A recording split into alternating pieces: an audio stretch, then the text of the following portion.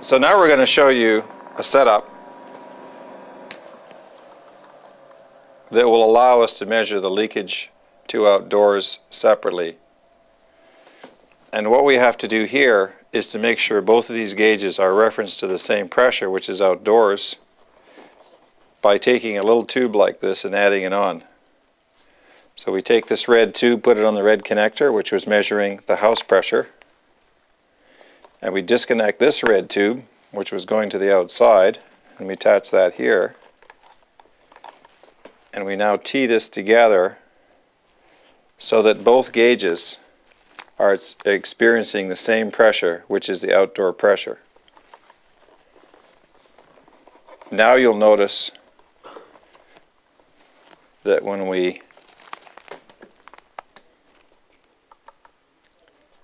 set pressure to 25, that the tightness of the house no longer matters. And this is the basis behind measuring leakage to outdoors.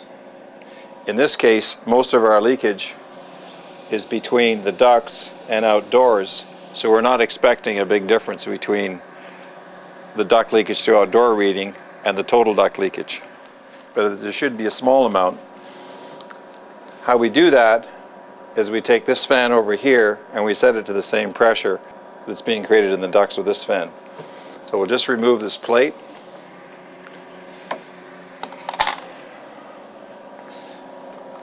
Set pressure 25.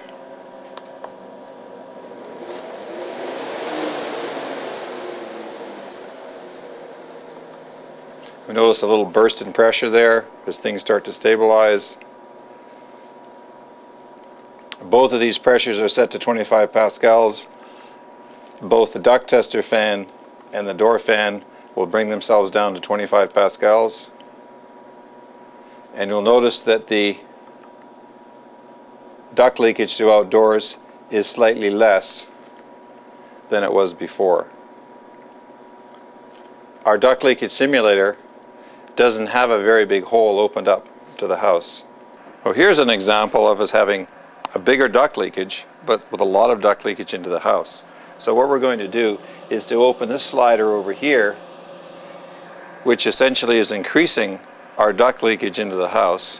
When we do the total duct leakage test, you notice that the duct leakage has gone up. It's gone from about 60 up to about 120 CFM. But it's not duct leakage to outdoors, it's duct leakage back into the house. The duct leakage to outdoors has actually stayed the same, and that's on this slider here. You can hear the fan picking up speed. Now what we're going to do is to neutralize that duct leakage back into the house with this fan by going set pressure 25, enter.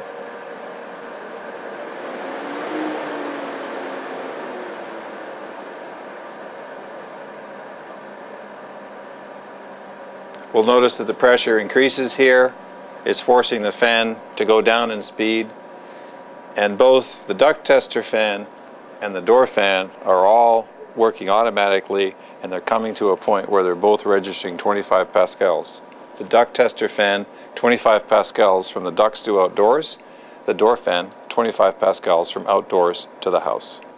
So here both of these gauges are at the same pressure, so that means that this gauge is showing the duct leakage as being 64 CFM between the ducts and outdoors, and this is showing a 25 pascal pressure between outdoors and the house, so that the leakage from the house to the ducts is being neutralized by this fan. And we're back to approximately the same leakage that we had before, the leakage to outdoors. Now it's showing about 62 CFM.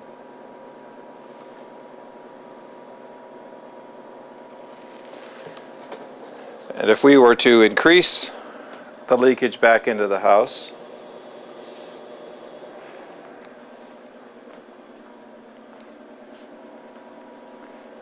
the value over here is not going to change all that much because the door fan will be constantly neutralizing it all the time. However, if the leakage to outdoors changes, which we can simulate by closing this down,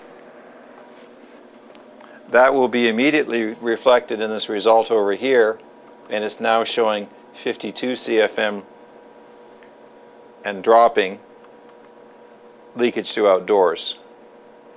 This pressure's gone up, forcing this fan to drop in speed.